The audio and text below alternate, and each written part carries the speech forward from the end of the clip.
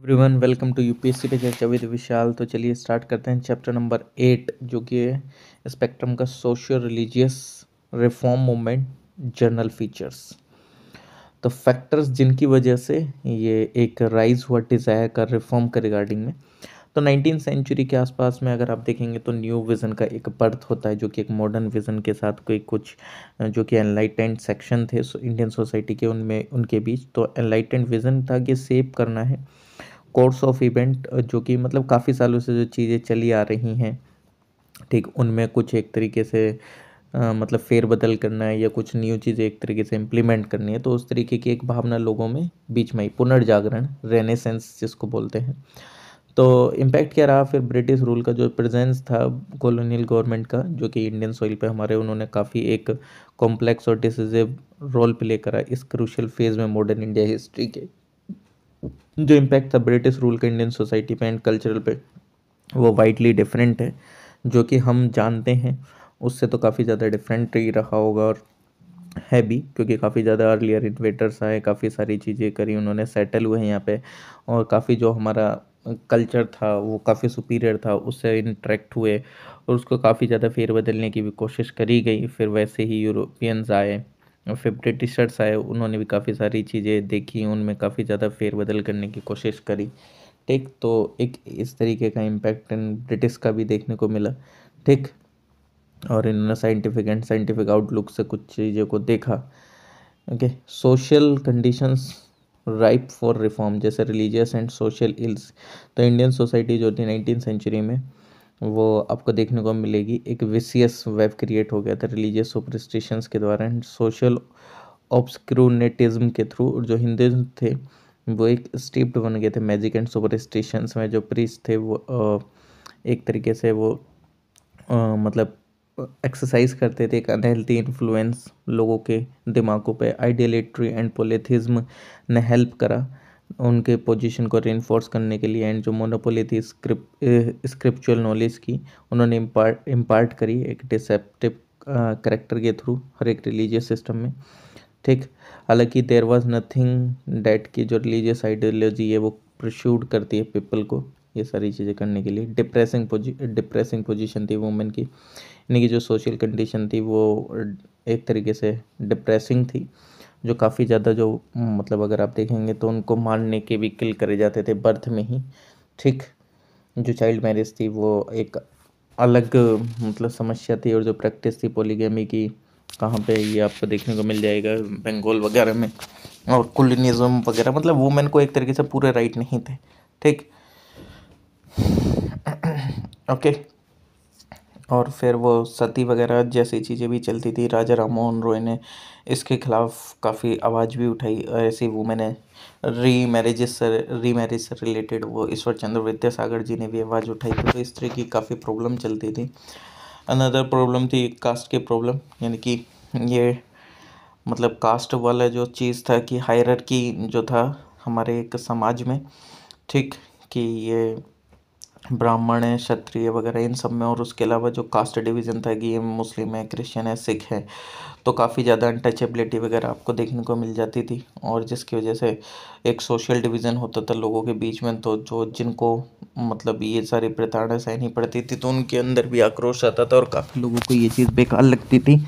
तो इस चीज़ को चेंज करने के लिए बहुत सारे मतलब काफ़ी सारे लोगों ने भी अलग अलग अपने मूवमेंट मतलब स्टार्ट भी करे।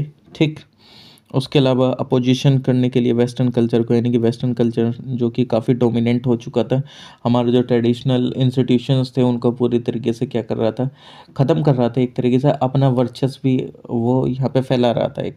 ठीक, और अपने ही इन्फ्लुएंस यहाँ पे जमाने की कोशिश कर रहा था। तो वो जो वेस्टर्न कल्चर था वो काफ़ी ज़्यादा प्रख्यात हो रहा था, तो उसको थोड़ा अपोज करने के लिए ये मतलब काफ़ी सारे रिफॉर्म वगैरह मूवमेंट भी आपको देखने को मिल जाएंगे। कुछ new awareness and among enlightened Indians, यानी कि जो कुछ वेस्टर्न कल्चर था उसका जो इम्पैक्ट पड़ा और जो फॉरेन पावर थी उसने एक जन्म दिया एक लोगों के बीच में, लोगों को जागरूक होने का और अवेयरनेस करा लोगों को। ठीक, बेसिकली कि जो कुछ लोग जान रहे थे, समझ रहे थे इन सब चीज़ों को, तो उन लोगों ने मतलब अब और संगठित करा काफ़ी सारे लोगों को, और वो आ गया है मेन स्ट्रीम में, और फिर इन सारी क्रूतियों के खिलाफ खड़े हुए। ठीक। सोशल एंड आइडियोलॉजिकल बेसिस क्या थे रिफॉर्म के? तो मिडिल क्लास का जो बेस था, जो सोशल बेस था रिजनरेशन का, वो आपको 19th सेंचुरी में देखने को मिल जाता है। ये न्यूली इमर्जिंग मिडिल क्लास और जो एजुकेटेड, जो कि बहुत traditionally educated and westerly educated intellectuals थे। बट एक सिग्निफिकेंट कॉन्ट्रास्ट देखने को मिल जाता है ब्रॉडली मिडिल क्लास आइडियल्स के बीच में, जो कि देखने को मिलता है ग्रोइंग अवेयरनेस जो थी कंटेम्प्रेरी डेवलपमेंट जो कि वेस्ट में, एंड जो प्रीडोमिनेंटली नॉन मिडिल क्लास जो कि सोशल बेस में देखने को मिल जाती है। 19th सेंचुरी के जो मतलब अगर आप देखेंगे तो उसका जो मॉडल था यूरोप में, और जो मिडिल क्लास थी वो लर्न करती है वेस्टर्न एजुकेशन से, और काफ़ी ज़्यादा ग्रेट ट्रांसफॉर्मेशन के बारे में भी जो कि वेस्ट में आपको देखने को मिलेंगे, मिडीवल टू मॉडर्न टाइम्स। ठीक, जैसे कि रेनेसेंस वगैरह चीज़ें वहाँ पे आपको देखने को मिल जाएंगी, तो वहाँ से काफ़ी सारे लोग इन्फ्लुएंस हुए। ठीक। हार्वर्ड जो 19th सेंचुरी में जो कि इंडिया जो था वो अभी डेवलप नहीं होता, from trade did not grow from trade to industry. उसकी जो रूट्स थी वो गवर्नमेंट सर्विसेज में आपको देखने को मिलेंगी, और जो professor of law, education, journalism और मेडिसिन थे वो ऑफनली कंबाइंड थे। कुछ connection land in the form of the intermediate tenures. Intellectual criteria, what gave these reform movement what gave these reform movement and ideological unity आपको देखने को मिल जाएगी। Rationalism, religious universalism, humanism. Rationalism जो कि लाई गई थी जज करने के लिए सोशल रिलेवेंस को, जैसे राजा राम मोहन रॉय थे वो बिलीव करते थे प्रिंसिपल ऑफ कैजुअलिटी में, जिसने लिंकिंग करा होल फेनोमिनल यूनिवर्स को and demonstrability the sole criteria of truth. Akshay Kumar Dutt जो कि डिक्लेयर करते हैं rationalism is our only perceptor, जो कि हेल्ड करता है कि जितने भी नेचुरल एंड सोशल फेनोमिना है वो एनालाइज करे जाए and understood by purely mechanical process, और that has used a rational approach to study tradition. ये एवेल्युएट करते हैं कंटेम्प्रेरी सोशल रिलीजियस प्रैक्टिसेस को from the stand point of social utility, and replace करते हैं faith with rationality. As a consequence Brahmo Samaj में जो इनफेलिबिलिटी है वेदास की वो रेपिडिएटेड है, वाइल जो अलीगढ़ मूवमेंट है वो एम्फेसाइज करता है रिकन्सिलिएशन इस्लामिक टीचिंग्स की with the needs of the modern age. और जो सैयद अहमद खान थे went to the extent of emphasising कि जो रिलीजियस टेनेंट्स थे वर नॉट इम्यूटेबल। जो काफ़ी इंटेलेक्चुअल अगर आप देखेंगे, many of the intellectuals set aside the authority of religion and evaluated truth in any religion by the criteria of logic, reason और science। मतलब काफ़ी ज़्यादा जो इंटेलेक्चुअल्स थे वो इन सब चीज़ों की तरफ भी आपको देखने को मिल जाएंगे, लॉजिक, रीजन और साइंस वगैरह की तरफ। और अगर स्वामी विवेकानंद के अकॉर्डिंग देखा जाए तो same method of investigation apply होता था साइंसिस पे, जो कि बेसिस होता था ऑन विच जो रिलीजन्स थे उनको जस्टिफाई करा जाता था, या वो अपने आप को खुद जस्टिफाई करते थे। ऑल्थो जो कुछ रिफॉर्मर्स थे उन्होंने अपील करी फेथ एंड एंशिएंट अथॉरिटी की वो सपोर्ट करें अपनी अपील को ऑन द होल, और एक रेशनल सेक्युलर आउटलुक जो था वो काफ़ी ज़्यादा एविडेंट आपको देखने को मिला in putting forward and alternative to की prevalent social practices. Akshay Kumar Dutt for instance उन्होंने मतलब अगर आप देखेंगे तो मेडिकल ओपिनियन लेके आए सपोर्ट करने के लिए अपने व्यूज़ अगेंस्ट चाइल्ड मैरिजेस, और रेफरेंस भी दिए उन्होंने काफ़ी पास्ट वगैरह के भी और काफ़ी सारी चीज़ों के। और काफ़ी ज़्यादा रिफॉर्मर्स ने ट्राई करा कि वो रिफॉर्म करें रिलीजन्स को, और जो कि यूनिवर्सलिटिक एस्पेक्ट था रिलीजियस पर्सपेक्टिव का। राजा राम मोहन रॉय ने कंसिडर करता डिफरेंट रिलीजन को as a national embodiment universal theism का। उन्होंने डिफेंड करा बेसिक एंड यूनिवर्सल प्रिंसिपल को रिलीजन्स के, जैसे कि such as the monotheism of the Vedas and the unitarianism of Christianity, while attacking the polytheism of Hinduism and trinitarianism of Christianity. तो सैयद अहमद खान ने बोला कि जितने भी प्रोफेट हैं वो सेम है, एंड दिन फेथ एंड जो हर एक कंट्री एंड नेशन है वो डिफरेंट, उसके अलग अलग प्रोफेट हैं। जो सोशल रिफॉर्मर थे उन्होंने यूज़ करा यूनिवर्सलिस्ट पर्सपेक्टिव को to contend with the influence of religious identity on the social political outlook of the people which was indeed strong। मतलब वही है कि उन्होंने रिलीजियस चीज़ों को थोड़ा सा तवज्जो दी और उसी का इस्तेमाल करा रिफॉर्म लाने के लिए, ठीक। और एक न्यू ह्यूमैनिटेरियन मोरालिटी को भी मतलब देखा गया as a social reform movement में और उसको इंक्लूड करा गया एज अ नोशन, ठीक। और ह्यूमनिस्ट एस्पेक्ट को भी रिलीजियस रिफॉर्म के लिए देखा गया और एम्फेसिस दिया गया इंडिविजुअल्स के चीज़ों पे और right to interpret religious scriptures in the light of human reason and human welfare वगैरह की चीज़ों को देखा गया, ठीक। रिलीजियस रिफॉर्मेशन जो है वो एक इम्पोर्टेंट चीज़ है but not the exclusive concern of this moment. Attention जो था वो उसका फोकस रखा गया वर्ल्डली एग्जिस्टेंस पे and not on issue of salvation और other worldliness because of the strong religious element in social practice. मतलब काफ़ी ज़्यादा स्ट्रॉन्ग रिलीजियस एलिमेंट होने के कारण सोशल प्रैक्टिसेस में तो जो रिलीजन था उसने डोमिनेट करा अपनी आइडियोलॉजी को और एकदम से उसको हटाना भी बहुत ज़्यादा मतलब घातक हो सकता था। क्यों? क्योंकि लोग काफ़ी ज़्यादा उसका अपोज वगैरह करते। ये जो मूवमेंट थे इन्होंने एंटायरली इसमें आपको कल्चरल एग्जिस्टेंस वगैरह भी देखने को मिल जाएगा, ठीक। ओके, तो अब मैं आपको इसमें सीधा मूवमेंट्स के पास लेके जाता हूँ जो कि मूवमेंट्स स्टार्ट हुए थे डायरेक्शन ऑफ सोशल रिफॉर्म वगैरह। ऑब्वियसली बात है सोसाइटी में सोशल रिफॉर्म लाने के लिए ही ये स्टार्ट करे गए होंगे, है कि नहीं। और वुमेन की पोजीशन को एक बेहतर वे में करने के लिए ये जो पर्दा सिस्टम चलता था, ये जो चाइल्ड मैरिजेस वगैरह चलती थी, ठीक, इनके खिलाफ। तो अब देखते हैं कि किसने क्या क्या करा, किसने क्या नहीं, स्टेप्स जो लिए गए वुमेन की पोजीशन को ऊपर उठाने के लिए, ठीक, वो देख लेते हैं। ओके, चलिए। एबोलिशन ऑफ सती, ये इन्फ्लुएंस हुआ फ्रंटल अटैक के कारण जो कि लॉन्च करा गया था इंडियन रिफॉर्मर जो कि थे राजा राम मोहन रॉय और जो गवर्नमेंट उस समय अंडर थी किसके, गवर्नर जनरल विलियम बेंटिक के। उन्होंने डिक्लेयर करा जो प्रैक्टिस है सती की वो इलीगल है एंड पनिशेबल है क्रिमिनल कोड के द्वारा एज ए कल्पेबल होमिसाइड। जो रेगुलेशन थी 1829 की regulation 18 AD 1829 of the Bengal code वो अप्लाई कर दिया गया एक ही बार में पूरे बंगाल प्रेसिडेंस में, बट बाद में उसको एक्सटेंड करा गया मॉडिफाइड वे में मद्रास एंड बॉम्बे प्रेसिडेंसी में 1830 में। हिस्टोरियन ऑब्जर्व करते हैं कि जो प्रैक्टिस है सती की वो बैन हुई काफ़ी सारे रीजन्स में under the control of short to, मतलब ये बैन करने के लिए काफ़ी ज़्यादा मतलब चीज़ें भी करी गई पहले भी पोर्तुगीज डच एंड फ्रेंच के द्वारा अर्ली 16 सेंचुरी में। लेकिन 1582 में जो मुगल एम्पर अकबर थे उन्होंने बोला था और इससे टू एफ की उन्होंने इशू करा था ऑर्डर की जो सती जो था was not be course and जो अपॉइंटेड इंस्पेक्टर थे उन्होंने देखा एंड कोई भी जो विडो है वो कंपेल्ड नहीं होगी कि वो फॉलो करे इस कस्टम को। प्रिवेंट करा फीमेल इन्फेटिसाइड जो प्रैक्टिस थी मर्डर करने की फीमेल इन्फेंट्स को इमीडिएटली उनके बर्थ के बाद, वो एक कॉमन प्रैक्टिस थी अपर क्लास बंगालीज में एंड राजपूत में जो कि कंसिडर करते थे फीमेल को एक इकोनॉमिक बर्डन।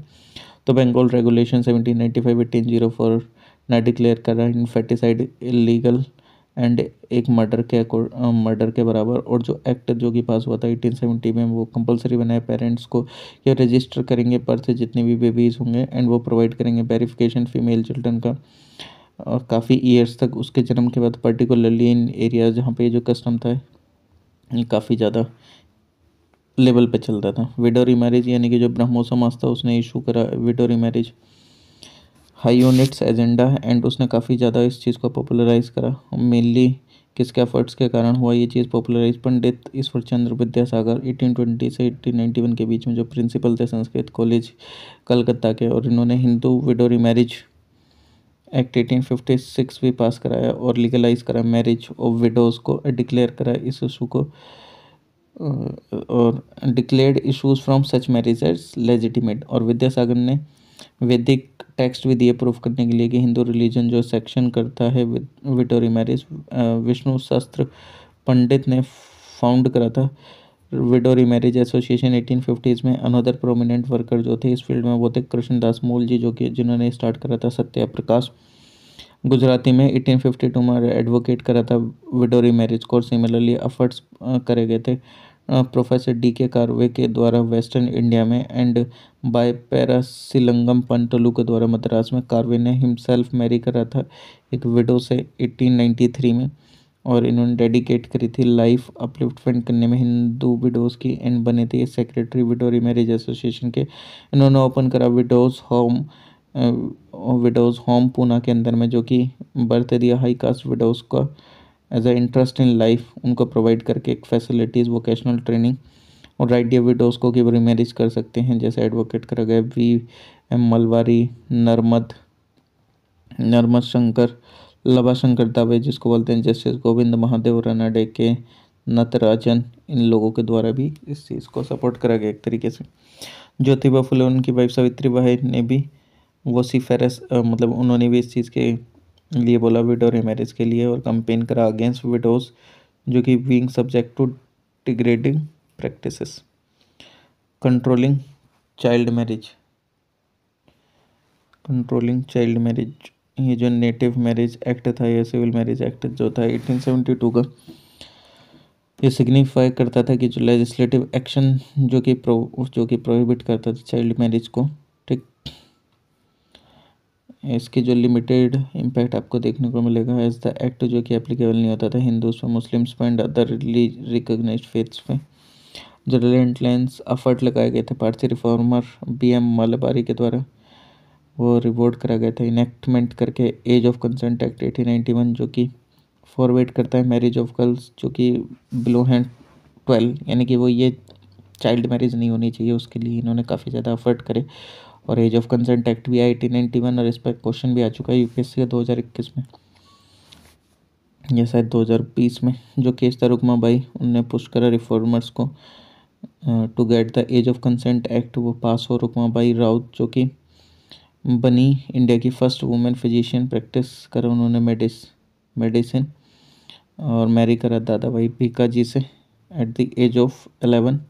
हाउवर उन्होंने सपोर्ट के द्वारा अपने स्टेप फादर के जो कि सखाराम अर्जुन थे, उन्होंने ज्वाइन नहीं करा हस्बैंड को काफ़ी दिनों तक जब, और उन्होंने कंटिन्यू करी अपनी एजुकेशन। लेकिन जैसे ही 12 साल हो गए शादी को, after some 12 years of the marriage, Dada Bhai Bhikaji ने डिमांड करा कि वो ज्वाइन करें उनको एज अ वाइफ, बट उन्होंने रिफ्यूज़ कर दिया। इसकी वजह से दादाजी भिकाजी वर्सेस रुक्माबाई केस हुआ 1884 में। तो दादाजी ने पिटीशन फाइल करी बॉम्बे हाई कोर्ट में रजिस्ट्रेशन करने के लिए कॉन्जुगल राइट्स हस्बैंड के। तो रुक्माबाई ने क्वेश्चन करा वैलिडिटी को लेकर उनकी मैरिज की दादाजी के साथ, एज द मैरिज जो भी टेक प्लेस हुई है मतलब before she had arrived at year of discretion as such, उन्होंने रिफ्यूज़ करा इस चीज़ को बाउंड होने से। तो जस्टिस रॉबर्ट हिल पिन्हे उन्होंने डिसमिस करा दादाजी की पिटीशन को। ये बोला कि जो रुक्माबाई थी हैड बीन मैरिड ऑफ इन, मतलब वो अपनी जो मैरिड थी वो उनकी इन हेल्पलेस इनफेकेसी में हुई, एंड उनको फोर्स नहीं करा जा सकता कि वो अपने हस्बैंड को ज्वाइन करें। हाउएवर एक अपील आई गई इसके अगेंस्ट में जजमेंट के, और आफ्टर मैंने क्रिटिसाइज, काफ़ी लोगों ने जब क्रिटिसाइज़ करा उसके लिए फिर अपील भी आई, और it as a diminishing Hindu, मतलब बोला गया कि ये डिमिनिश कर रहे हैं हिंदू कस्टम्स को। एंड 1887 में जो पिलने का डिसीजन था वो ओवरटर्न करा गया chief justice sir Charles sergeant के द्वारा एंड जस्टिस फरन के द्वारा। रुक्माबाई वॉज टोल्ड कि वो अपने हस्बैंड के साथ रहें, तो रुक्माबाई ने डिक्लेयर करा कि वो rather undergo any punishment meted out by the court rather and, मतलब वो अपने हस्बैंड के साथ रहना पसंद नहीं करेंगे भले से उनको कोर्ट से कोई सज़ा मिल जाए। इट इज़ सेड दैट कि ये it was only with Queen Victoria intervention की जो सेंटेंस था इम्प्रिजनमेंट का वो set aside. It is also said that even the conservative among the Indians as well as the British government did not want Rukmabai to be punished for her stand. ऐसा बोला जाता था कि काफ़ी लोग भी नहीं चाहते थे कि रुक्माबाई को पनिशमेंट दिया जाए अपने इस स्टैंड के लिए। तो Rukmabai case one of the most publicised court case है इंडिया में 19th सेंचुरी में, जिसने इशू को लेके आए चाइल्ड मैरिज के। एंड राइट ऑफ वुमेन को लेके आए मेन स्ट्रीम में। तो ग्रुप ऑफ इंडियन रिफॉर्मर थे जैसे बहराम जी, मालवारी एंड रमाबाई रनाडे, उन्होंने फॉर्म करा रखमाबाई डिफेंस कमेटी, जो लेके आए इस केस को पब्लिक अटेंशन में। और आफ्टर फिनिशिंग हर स्टडीज़ तो रुकमाबाई ने एक ऑब्टेन करा एक position as a chief medical officer Surat में। और during her long and distinguished career in medicine उन्होंने कंटिन्यू करी writing against child marriage and women secularism, और पर्दा सिस्टम के बारे में उन्होंने काफ़ी लिखना चालू रखा। और जो चाइल्ड मैरिज रिस्ट्रेंट एक्ट 1929 था वो उसको पॉपुलरली शारदा एक्ट के नाम से जानते हैं, जो कि फोर्स में आया 1930 में। फर्दर पास्ड अप करा गया मैरिज एज को 18 and 14 for boys and girl respectively, यानी कि बॉयज़ के लिए 18 साल कर दी गई और 14 साल गर्ल के लिए कर दी गई। हरिबिलास शारदा जो कि एक इंडियन एकेडमिक एंड जज थे, जो कि बनी मेंबर सेंट्रल लेजिस्लेटिव असेंबली की अजमेर मेरवाड़ा से। ये एक फॉलोअर थी दयानंद सरस्वती के एंड मेंबर बनी फिर ये आर्य समाज की। And in free India child marriage restraint amendment act 1978 उसने रेज करा एज ऑफ मैरिज गर्ल्स के लिए 15 से 18 एंड बॉयज़ के लिए 18 से 21। एजुकेशन फॉर वुमेन, इनके जो क्रिश्चियन मिशनरीज थे ये पहले थे जिन्होंने सेटअप करा Calcutta female juvenile society in 1819। और जो बैथुने स्कूल था जो फाउंड करा गया था J.E.T. बैथुने के द्वारा, जो कि प्रेसिडेंट थे council of education in Kolkata in 1849। ये first fruit of the powerful movement of women's education थी, जो कि अरोज हुई 1840s में एंड 1850s में। पंडित ईश्वर चंद्र विद्यासागर जो कि एसोसिएटेड थे लगभग 35 स्कूल गर्ल्स स्कूल से बंगाल में, एंड उनको कंसिडर करा जाता है one of the pioneer women's education का। और जो जगन्नाथ शंकर शेठ जो कि नाना एंड भाऊ दाजी बोला जाता है, ये were among the active promoter थे गर्ल स्कूल के महाराष्ट्र में। जगन्नाथ नाना शंकर सेठ जो कि कई बार इनको जुगोनाथ शंकर सीत या जगन्नाथ शंकर शेठ अलग अलग नाम से बुलाया जाता है। जगन्नाथ शंकर सेठ ये वन ऑफ द फाउंडर थे school society and native school के। बॉम्बे के जो स्कूल था उसका नाम बाद में चेंज कर दिया गया था काफ़ी नंबर ऑफ टाइम, और बाद में बना वो बॉम्बे नेटिव इंस्टीट्यूशन 1824 में। एंड इन 1840 ये बन गया था बोर्ड ऑफ एजुकेशन, एंड 1856 में ये बन गया था एल्फिंस्टन एजुकेशनल इंस्टीट्यूशन। और जिस टाइम पर डॉक्टर विल्सन जो कि बिलोंग करते थे स्कॉटिश को was enable to get accommodation for a girls school, ठीक, उनको मतलब एकोमोडेशन नहीं मिल रही थी फॉर अ गर्ल्स स्कूल, तो नाना ने प्रोवाइड करा एकोमोडेशन इस for the school and even उनको सेंड करा गया even sent the female member of his family to the school in Girgaon, अपने फैमिली मेंबर को भी स्कूल में सेंड करा गिरगांव में। 1856 में जो ब्रिटिश गवर्नमेंट ने अनाउंस करा कुछ grant in aid private institution को, नाना ने इस चीज़ का एडवांटेज लिया एंड स्टार्ट करा इंग्लिश मराठी स्कूल गिरगांव में। और इन्होंने कंट्रीब्यूट करा फंड्स को गर्ल्स के स्कूल में, जो कि स्टार्ट करा गया था student library and scientific society के द्वारा। भावताजी लड जिनको रामकृष्णा लड जो कि अनदर अर्डेंट थे प्रमोटर थे एजुकेशन के, ये फर्स्ट इंडियन प्रेसिडेंट थे students literary and scientific society के। इन्होंने चैंपियन करा the cause of female education, मतलब देखा कि फीमेल एजुकेशन का क्या कारण है इतने लो होने का। एंड गर्ल्स स्कूल को फाउंड करा इनके नाम में ही। परहैप्स काफ़ी सारे जो नोटेबल पायनियर्स थे प्रमोट करने में एजुकेशन को वुमेन की, जैसे कि ज्योतिबा राव फुले जिनको ज्योतिबा फुले के नाम से भी जानते हैं, एंड इनकी वाइफ सावित्री बाई। तो फुले ने काफ़ी ज़्यादा रेडिकल व्यूज़ रखे फॉर द टाइम्स कि कितनी ज़रूरत है एजुकेशन की गर्ल्स के लिए। और इन्होंने फर्स्ट जेंडर सेंसिटिव एक्ट लेके आए जिनने इनक्रेज करा इनकी वाइफ सावित्री को भी रीड एंड राइट, यानी कि पढ़े लिखे। लेटर बाद में इम्प्रेस हुए by the school for the girls run by American missionaries in Ahmednagar, और इन्होंने इनकी वाइफ ने ओपन करा फर्स्ट स्कूल गर्ल्स के लिए बिडेवाड़ा में, जो कि पुणे के अंदर 1848 में। Not many were willing to teach in the school, मतलब काफ़ी लोग मतलब इच्छा नहीं जाहिर करते थे स्कूल में पढ़ाने की। Given the opposition to girls education, so Phule and Savitri Bai ने स्टार्ट करा पढ़ाना। तो सावित्री बाई जो थी उन्होंने बताया कि मतलब कुड बी सेड कि वो to have become the first female school teacher, मतलब बताया जाता है कि फर्स्ट फीमेल स्कूल टीचर थी मॉडर्न इंडिया की। और ये गई किस पे, एंड ये बनी हेड मिस्ट्रेस, एंड इन्होंने पढ़ाई काफ़ी। एंड जो इनकी ट्रेनी थी Fatima Shaikh and Jyoti Rao, emancipated aunt Sagunabai. जो फुले थी वो गई ओपन, मतलब उन्होंने went on to open several, उन्होंने काफ़ी ज़्यादा और भी स्कूल खोले in and around Pune. Phule जो थे उन्होंने ऑल्सो ओपन करे नाइट स्कूल फॉर दो जो कि वर्क करती थी दिन के समय पे एंड अनेबल थी वो कि वो रेगुलर स्कूल नहीं ज्वाइन कर सकती थी।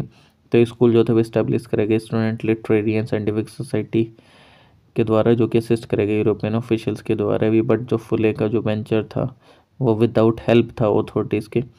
तो ये एक इंडिजीनियस एफर्ट था जो कि लगाया गया था एक नॉन ब्राह्मण के द्वारा। In the face of use of position आपको देखने को मिला ऑर्थोडॉक्स सेक्शन है सोसाइटी के।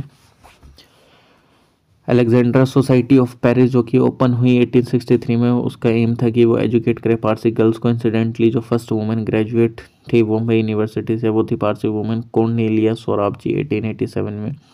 बाद में इन्होंने काम करा for equal opportunity for women in education.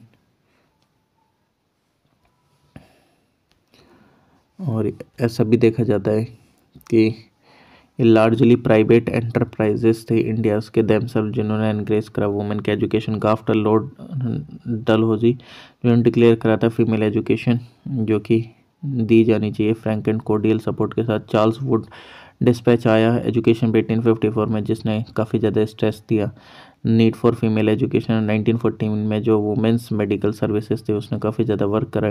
Training करने में नर्स एंड मिडवाइफ्स को तो जो Indian women society Indian women's university setup करी गई प्रोफेसर डी के कार्वे के द्वारा 1916 में। ये one of the outstanding institution था जिसने कि इम्पार्ट करा एजुकेशन को वुमेन के लिए।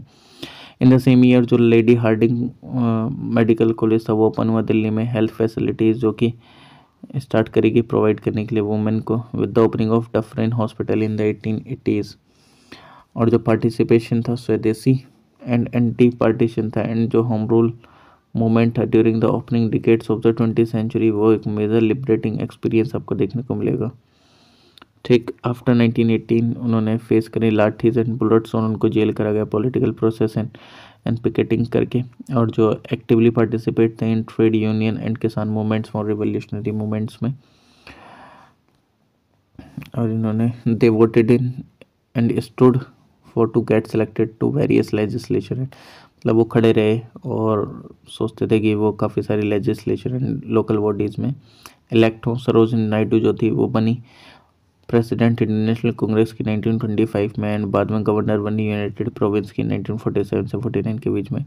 1920 के बाद aware and self confident women, मतलब जो काफ़ी ज़्यादा अवेयर थी और सेल्फ कॉन्फिडेंट थी, उन्होंने एक वुमेंस मूवमेंट स्टार्ट करा। काफ़ी सारी जो ऑर्गेनाइजेशन इंस्टीट्यूशंस थी जैसे कि ऑल इंडिया वुमेन कॉन्फ्रेंस वो इस्टेब्लिश हुआ 1927 में। ठीक, वुमेन ऑर्गेनाइजेशन के बारे में जानते हैं। 1910 में क्या होता है, जो सरला देवी चौधरानी थी उन्होंने कन्वीन करी थी फर्स्ट मीटिंग भारत स्त्री महामंडल की इलाहाबाद में।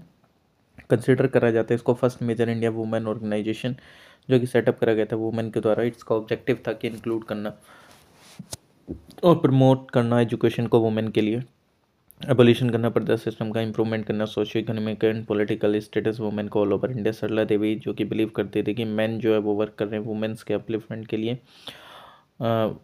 Women's upliftment lived under the shade of Manu, that the men working for women's upliftment lived under the shade of Manu. और जो रमाबाई रनडे थी उन्होंने फाउंड करा लेडीज़ सोशल कॉन्फ्रेंस का जिसको आप भारत महिला परिषद बोलते हैं, अंडर द पेरेंट ऑर्गेनाइजेशन जिसका नाम है नेशनल सोशल कॉन्फ्रेंस। 1904 में बॉम्बे के अंदर में पंडिता रमाबाई सरस्वती ने फाउंड करा आर्य महिला समाज जो कि सर्व करता है कॉज ऑफ वुमन। और इन्होंने इम्प्रूवमेंट के लिए भी एजुकेशनल सिलेबस में इंडियन वुमेन के काफ़ी सारी चीज़ें भी रखी before the English education commission. मतलब कुल मिला के वो फिर सारी चीज़ें किसके सामने रखता क्यों विक्टोरिया के। इसकी वजह से क्या हुआ कि जो मेडिकल एजुकेशन थी वुमेन के लिए वो स्टार्ट हो गई लेडी डफरिन कॉलेज में। बाद में रमाबाई रानडे ने इस्टेब्लिश करी एक ब्रांच आर्य महिला समाज की बॉम्बे के अंदर में। 1925 के अंदर में जो नेशनल काउंसिल फॉर वुमेन थी इंडिया में, एक नेशनल ब्रांच बनाई गई, जो कि एक नेशनल ब्रांच थी किसकी, इंटरनेशनल काउंसिल ऑफ वुमेन की। वो बनी मेहरी बाई टाटा, जो कि प्ले करा एक वाइटल रोल उसके फॉर्मेशन में और एडवांसमेंट में। इन्होंने देखा कि जो प्रथा सिस्टम था, कास्ट डिफरेंसेस थे एंड जो लैक ऑफ एजुकेशन था, उसने प्रिवेंट करा वुमेन को from working to solve societal problems. और जो अदर वुमेन्स थी, इन्होंने हेल्ड करी अलग अलग इंपॉर्टेंट पोजीशन एग्जीक्यूटिव कमेटी के रिगार्डिंग ऑफ द काउंसिल, जो कि इंक्लूड करती थी कॉर्नेलिया सराबजी थी उसमें, इंडिया की first lady barrister Tarabai Premchand जो की वाइफ थी बेल्टी बैंकर की, सफ़ी तैयब जी जो कि मेंबर थे one of Mumbai leading Muslim families, and महारानी सुचारू देवी जो कि डॉटर थी केशव चंद्र सेन की। हाउवर क्रिटिक्स के अकॉर्डिंग जो फिलेंथ्रोपिक स्टाइल था वो फॉलो करा गया था इन वुमेन्स के द्वारा, जो कि upper was that of upper class English women. जो ऑल इंडिया वुमेन कॉन्फ्रेंस है उसने जो कि फाउंड करी गई थी मार्गरेट कजन के द्वारा 1927 में, was perhaps the first women organisation थी जिसने इगैलिटेरियन अप्रोच अपनाई। ये फर्स्ट कॉन्फ्रेंस जो कि हेल्ड हुई थी फर्गुसन कॉलेज पुणे में। इंपॉर्टेंट फाउंडिंग मेंबर्स थे इसके महारानी चिमनाबाई Gaikwad, Rani Sahiba of Sangli, Sarojini Naidu, Kamala Devi Chattopadhyay and lady डार ऑफ टाटा। इसका ऑब्जेक्टिव था कि वर्क करे सोसाइटी के लिए based on principle of social justice, integrity, equal rights and opportunity, and secure करे एवरी ह्यूमन बीइंग को एक एसेंशियल ऑफ लाइफ जो कि डिटरमाइन नहीं करा गया, जो कि डिटरमाइन नहीं करा जाए बर्थ और सेक्स से, बट एक प्लान्ड सोशल डिस्ट्रीब्यूशन के थ्रू।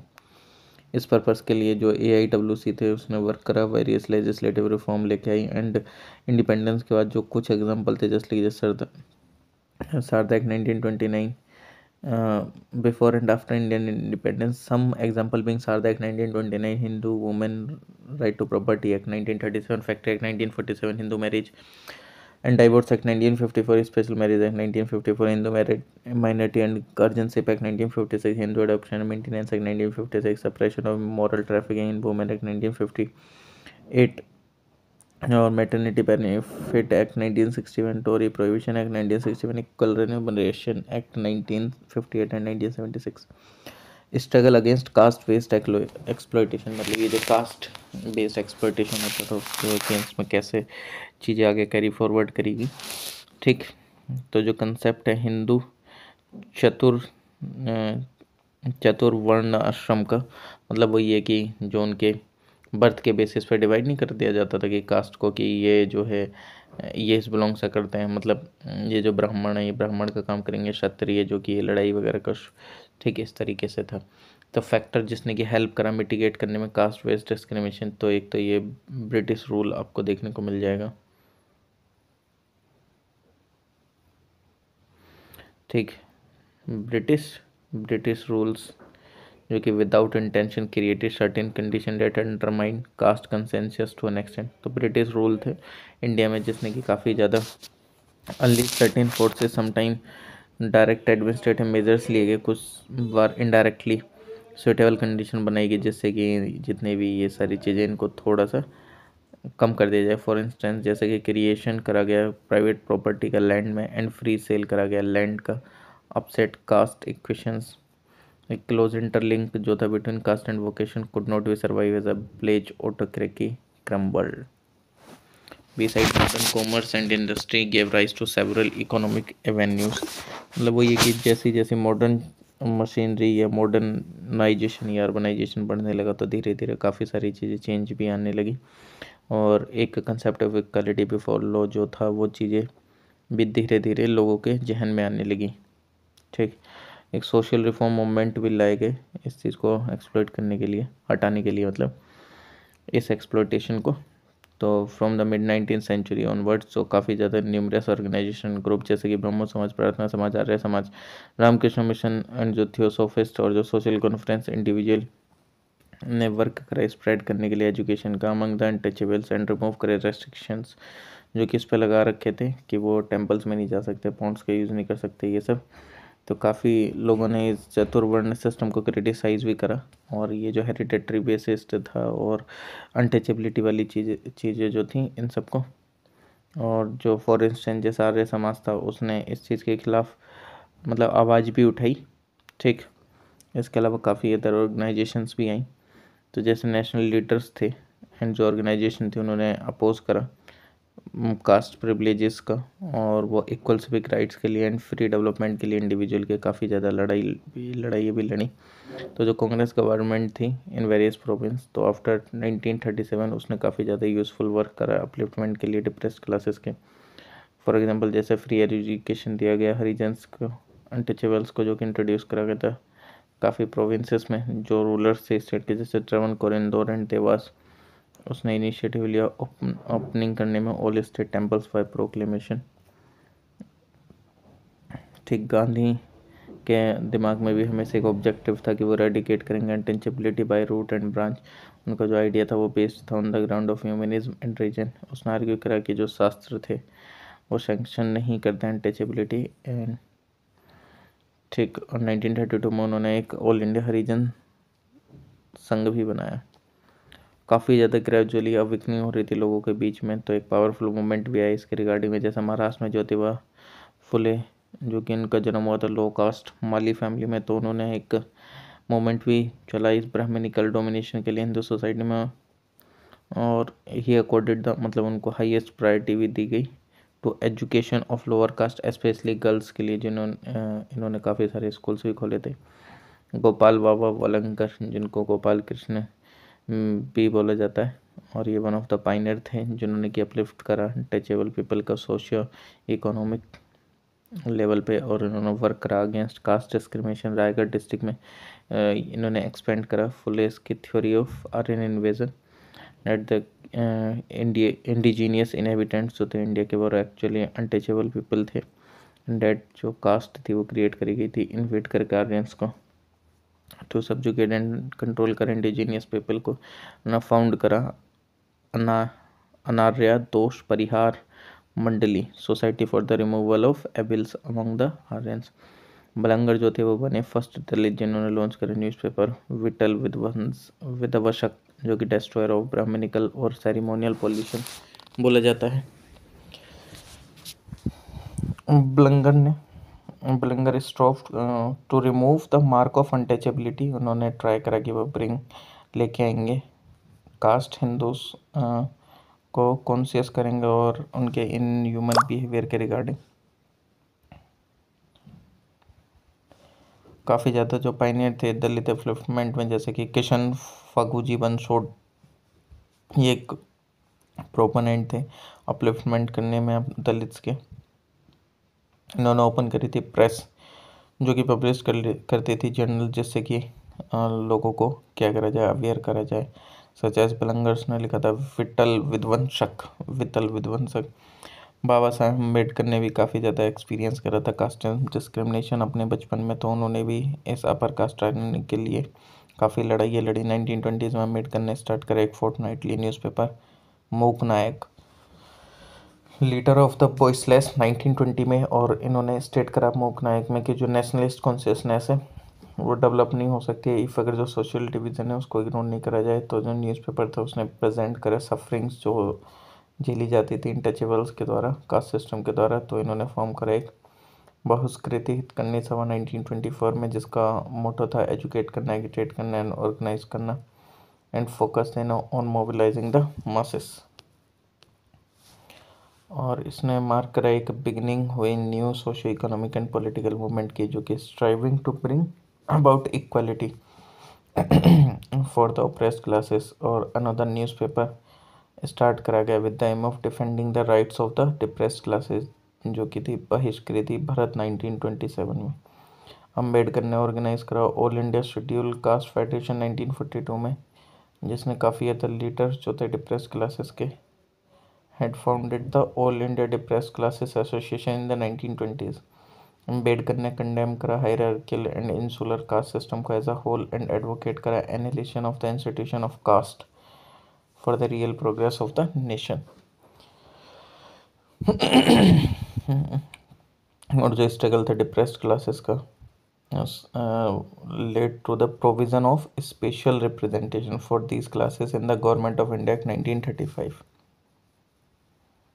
अदर्स जो कि 1900 में, जैसे कि महाराजा ऑफ कोल्हापुर, उसने इनक्रेज करा नॉन ब्राह्मण मूवमेंट को और स्प्रेड करा साउथर्न स्टेट में first decade of the 20th century and was joined by the Kamas, Reddys and Villas, जो पावरफुल इंटरमीडिएट कास्ट थी एंड मुस्लिम्स की। 1920s में साउथ इंडिया में जो नॉन ब्राह्मण थे उन्होंने ऑर्गेनाइज करा सेल्फ रूल मूवमेंट, जो कि स्टार्ट करा गया था ईवी राम स्वामी नायकर के द्वारा। काफ़ी ज़्यादा अदर मूवमेंट्स भी स्टार्ट हुए जो कि डिमांड करते थे बैन को लेके। ये जो एंट्री थी लोअर कास्ट के टेम्पल्स में, उस चीज़ को लिफ्ट करा जाए। श्री नारायण गुरु जो थे केरला में, उन्होंने लाइफ लॉन्ग स्ट्रगल करा अपर कास्ट डोमिनेशन के रिगार्डिंग। इन्होंने एक स्लोगन में दिया, one religion one cast one God for Mankind. और जो इनके डिस्किपल थे यानी कि शाहदारन अयप्पन, उन्होंने चेंज करा इसको no religion no caste no god for mankind. Doctor Bhimrao Ambedkar ने लेड करा महाट सत्याग्रह 1927 में मार्च में और चैलेंज करा रिग्रेसिव कस्टम को कास्ट हिंदूज के। इन्होंने स्ट्रेस करा एक तरीके से, इन्होंने स्ट्रेस करा नेसेसिटी की वो रिमूव करा जाए ये जो ideas of high and low and inculcating का सेल्फ एलिवेशन का थ्रू सेल्फ हेल्प या self respect and self knowledge. इन्होंने लेड करा प्रोसेशन लगभग 2500 अनटचेबल्स को लेके गए टाउन ऑफ महाड में 14 टैंक के पास, और एक पब्लिक सोर्स था जो कि वाटर टैंक, जहाँ से अनटचेबल्स को अलाउ नहीं था कि वो वहाँ से पानी पी सकते हैं। तो डॉक्टर बी आर अम्बेडकर ने प्रोटेस्ट करा इसके खिलाफ और वहाँ से उस टैंक के पास पहुँचा, फिर वहाँ से पानी पिया। ह्यूज नंबर ऑफ प्रोटेस्ट जो कि कास्ट हिंदूज से आए, और 1927 दिसंबर में अम्बेडकर एंड हिज कलीग्स उन्होंने बर्न करी मनुस्मृति उसी जगह पे as a gesture of getting rid of inequalities. Doctor Ambedkar ने इस्टेब्लिश करा बल बहिष्कृति करनी सभा 1924 में, और हाईलाइट करी difficulties and grievance of the Dalit before the government. और इनका मोटो था एजुकेट एगिटेट एंड ऑर्गेनाइज। जो स्ट्रगल था against caste discrimination could not be successful during the British rule. मतलब ये जो स्ट्रगल था वो जो कास्ट डिस्क्रिमिनेशन था वो एकदम सक्सेसफुल नहीं हुआ। ब्रिटिश मतलब could not be successful during the British rule. तो बाद में जो फॉरेन गवर्नमेंट थी उसकी कुछ लिमिटेशंस थी, वो अफोर्ड नहीं कर सकती थी टू इनवाइट हॉस्टाइल रिएक्शन का किन से, ऑर्थोडॉक्स सेक्शन से, क्योंकि फिर वो कोई भी मतलब उनके खिलाफ ही काफ़ी सारी चीज़ें हो जाती। ठीक, और उनको भी डर था। ठीक, तो उन्होंने बहुत रुक रुक के ये सारी चीज़ों को मतलब थोड़ा सा सप्रेशन वगैरह में करके ये सारी चीज़ें चलने दी, क्योंकि उनको ये लगता था कि वो भी चले जाएंगे। कोई भी सोसाइटल अपलिफ्टमेंट पॉसिबल नहीं है without economic and political upliftment के। तो ये सारी चीज़ें रियलाइज़ करेगी। All this could be realise only under the government of a free India. और जो कॉन्स्टिट्यूशन ऑफ फ्री इंडिया था वो एबोलिश करा उसने, फिर अनटचेबिलिटी को डिक्लेयर करा कि अगर कोई ये सारी चीज़ें प्रैक्टिस भी करता है तो पनिशेबल ऑफेंस है। तो जैसे कि आर्टिकल 17 जो कि अनटचेबिलिटी वाली सारी चीज़ें हैं। ठीक, तो चलिए नेक्स्ट चैप्टर नंबर 9 स्टार्ट करेंगे नेक्स्ट वीडियो में। Bye everyone, take care, thank you, please like share comment and subscribe.